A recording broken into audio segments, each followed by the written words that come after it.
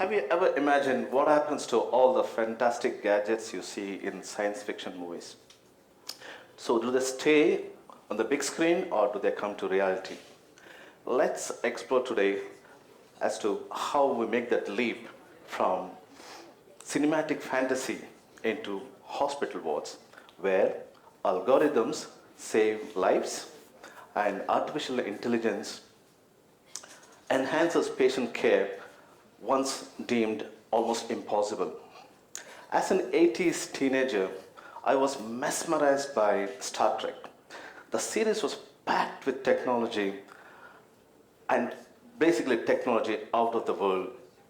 And what we have seen is some of those technology actually have come into reality. So I'm going to explain to you how and what they are. Let's take mobile phones for example. I'm talking about 1966. The first Star Trek series was released in 1966. Let's keep that in mind. Mobile phones were not in the reckoning those days. Okay. Yet the Star Trek crew had these communicators which they used to flip open and make calls. 1966, remember? And those communicators looked like smartphones. They could make video calls. They could even cast the videos into the screen in the deck where the captain sits. We had a communication expert called Uhura. I'm sure you remember her. This is 1966 again. She had something in her ear, an earpiece with no wires, an early Bluetooth device. Okay. My favorite is a gadget called a tricorder, which Dr. McCoy, the resident medical doctor of the Star Trek series, he wears a tricorder on his neck. It's a small gadget which does three important things. Okay, it scans for life forms, it diagnoses and treats patients. Okay, and we have, if you draw parallels, we have portable scanning machines now. We have machines which checks your blood sugar, machines which checks your electrolytes. There are portable ones which you can carry. We call them as point of care machines. Machines to check the thinness of the blood. If you're having a long cardiac surgery, say bypass surgery, you need to know how thin the blood is and adjust the medications. So you don't have to take blood, send it to the lab and bring it back again. So we have these portable machines. There are patients on blood thinning medications at home. You need to know how thin the blood is. So there are portable machines again. Again, still drawing parallels. My favorite part of the Starship was the infirmary or the sick bay where the patients are treated. Okay, and this again, the Starship infirmary was full of gadgets. Okay, you can really look at them and look at the monitors and everything. But again, my favorite one was the couch, where there was a machine hovering over you. Again, remember 1966. These were early imaging machines. The first CAT scan came out in 1972. The MRI came out in 1976. Some of the series had a doctor called EMH, Emergency Medical Hologram. This is a holographic projection of a doctor, completely, there's AI applications in it. Okay, and very interesting. And this doctor can diagnose and treat complex conditions and do complex surgeries. And he's not a human. How the doctor came into existence in the series is very important, very interesting. In one of those fights, the aliens or whatever, they kill all the doctors on board, and this doctor is second in line as an emergency. So he becomes the main doctor. Initially, he's very obnoxious, very egoistic, very rude, has no empathy, no communication skill. But over the seasons, he becomes sentient. That means he becomes self-aware, and he becomes more relaxed. Communication improves, empathy improves, and he becomes the main doctor. But that's not the point. My next important movie, which I'm going to talk about, is Terminator. I don't know how many of you have seen Terminators. The first Terminator came in 1984. Remember the number 1984. And most of you think it's famous because of Arnold Schwarzenegger and his cheesy monologue, "I will be back." But believe me, that's not the reason he's actually famous for. That movie is actually famous for. For me, it's the computer program called Skynet. Okay, Skynet is a computer program which becomes sentient. That means it becomes self-aware and tries to take over the world. What the creators try to do is shut it down, then the Skynet program becomes more aggressive, takes over the world, presses a few buttons, there's nuclear war, and there's Judgment Day. That's a different thing. But what important is, in 1984, hardly people knew about computers, let alone computer programs, AI, artificial intelligence. What is a sentient? What is singularity? Nobody knew. But that movie was iconic for that reason. And what does this movie tell us? There's a lesson in this. It tells us there needs to be an AI governance and the need for responsible AI. I'll come to that later on. What these movies are suggesting to us is it's giving us a sneaky peek into the future. So some texts actually make it into the reality. So what we're going to do today is, I'm going to briefly explain to you how AI in healthcare actually looks like. Okay? You might be wondering, if you're thinking that it'll be a humanoid robot going around in the hospital, talking to patients, feeling the pulse, doing the operation. No, that's not how it's going to look at it. AI in healthcare is not a monolithic entity. It's a series of applications designed to enhance clinical care, designed to process large amounts of data and give some actionable insights to the doctors. So what I will do is, I'll give you two scenarios. I'll handhold you. One scenario is an outpatient scenario where you come in. This next scenario is an inpatient scenario. And let's see how we leverage technology and artificial intelligence into our daily life. This is not theoretical. Some of it is implemented and some of them are in beta testing. Let's say you want to see a specialist. So what you have to do now is download a hospital's app, register yourself, and the AI bot kicks in. There will be a pre-consultation questionnaire. You fill it in, and again the AI bot will gently direct you to the right specialist. So it will book an appointment for you, help you pay for the appointment, and send you alerts till you go to the hospital, depending on how you want to set the alerts. So when you go to the hospital, it's very important now, very interesting. You don't see a receptionist. You go to a kiosk and register yourselves. Then you move to another room where your vitals are checked. There are machines where you can put your hand in, which checks your blood pressure, checks your oxygen saturation, and checks your pulse.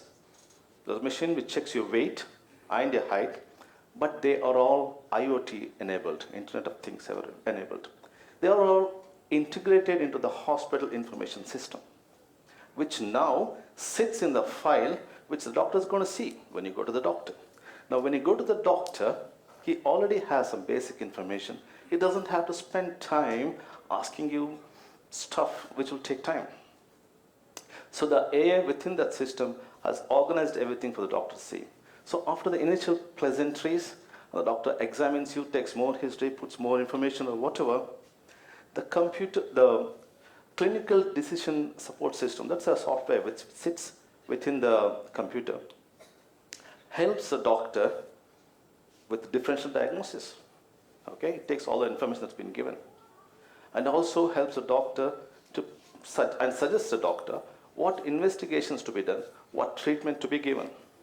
Okay, the predictive analytics there takes all the other information and helps the doctor in assessing what future condition you might get depending on your current characteristics. Or it might also tell the doctor if your current condition is going to deteriorate and how soon it's going to deteriorate. So the doctor can do some preemptive treatment or suggest something that can hold that process or hold that condition deteriorating. And there are also software within that which personalizes your treatment, okay, with all the information there. So at a particular investigation or treatment is customized for you. So instead of doing a box standard generic all investigations. This particular treatment or investigation is just for you. Now, while all this is happening, there is transcribing or scribing technology listening to what's happening. The doctor is not writing anything on the computer. He's talking to you. The transcribing or scribing technology auto-generates the entire clinical summary, what's been done now. So by the time you get up and say, thank you, doctor, and open the door, the entire clinical summary has been pushed to your app, which you downloaded. Okay? Now, you either can keep the app or ask for a print. I wouldn't suggest you go for a print because that completely defeats the purpose.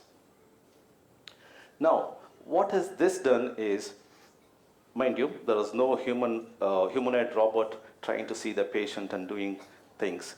We had little applications here and there helping the doctor, assisting the doctor, augmenting the care.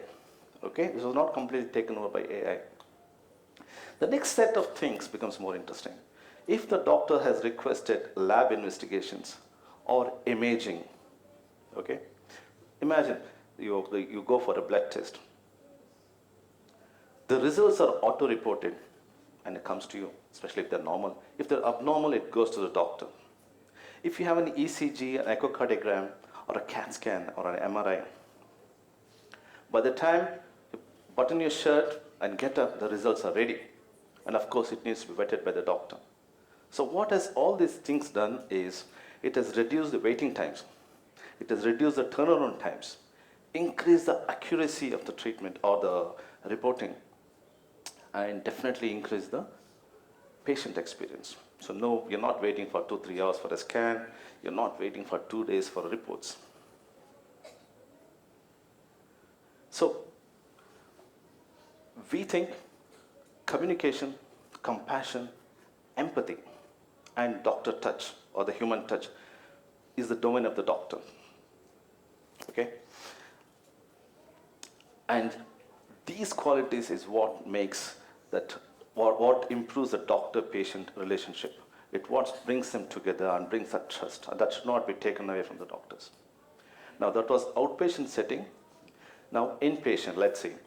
Imagine you get admitted for a surgery or you come to the hospital via emergency room. If you're coming via emergency room after the doctors put in initial information, the AI will assist the doctors to triage you and decide which patient requires treatment on a priority. There are also tools to do risk assessments to see who's going to deteriorate and whatnot. Okay? If you get admitted for a surgery, there are lots of things, a lot of touch points. I'm not going to go to everything. But the key ones are, let's say you're having a digital consent. That's a thing now. It's a reality. So, okay, the computer, the AI tool in that has all your information, okay, all your demographics, all your tests, all your imaging, what condition you have. It does a personal risk profile for you and assists the doctor in counseling you and telling you, the risk of the surgery and the benefit of the surgery. That's your digital consent. Whenever you have surgery, there's a doctor putting you to sleep. He's called an anesthetist. And obviously, he sees you before you go for the surgery. And he needs lots of information. And that process is called PAC. Okay? And when you do the pre-anesthetic checkup, they require a lot of information. And the AI will assist this doctor in gathering all the information, do a risk profile, and make sure the surgery is safe. When you go into the theater, things have changed nowadays. We have robotic assisted surgeries. Okay? It's not a fantasy anymore. Okay? You really have robots with some 8 tentacles, which is operated by the doctors. Okay? You have robotic surgeries for head and neck surgeries, heart surgeries, thoracic surgeries, abdominal surgeries, malignancies, knee replacement. What do? They're very accurate, they're very precise. All right? The blood loss is minimal, the pain is minimal, your ambulation is very quick, and you get to go home very quickly. You don't have to stay in the hospital and develop so many other issues. Once you have an operation, you go to ICU for a recovery. The AI in our systems there will look into everything and help the doctors to see which patient is going to stay for longer in ICU so that they can act on it and see why is it going to stay longer. Or which patient is going to come back to the ICU after being discharged to the ward and take precautionary measures. It can also tell you which patients are prone to develop infections in ICU. So when you go to the ward from ICU, there are variables, variables doing early warning scores, which predicts what complications you're going to have. So all these things are being done manually at the moment. It's not that it's not being done. And when it's time to go home, the AI generates a summary of your stay. And the clinic letter and the discharge letter is generated, which is vetted by the doctor. Now, again, there was no humanoid robots going around, palpating patients or doing operations on the patients. It was applications there to assist the doctors and augment the whole process. I'm going to take you back to the movies again. And this time it's a Friendly Neighborhood Spider-Man.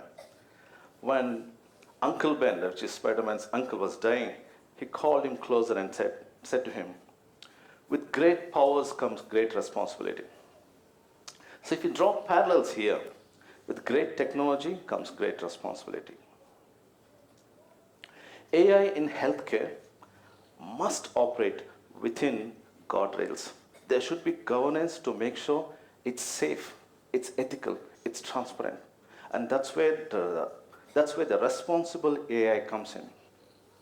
The responsible AI emphasizes patient safety and privacy, fairness, accountability, transparency, and explainability.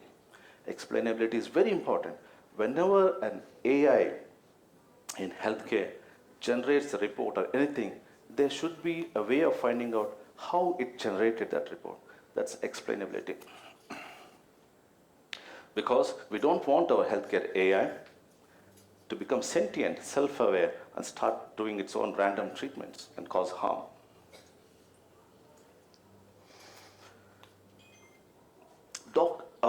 Technology and artificial intelligence will not replace doctors. This is very important to know. Okay?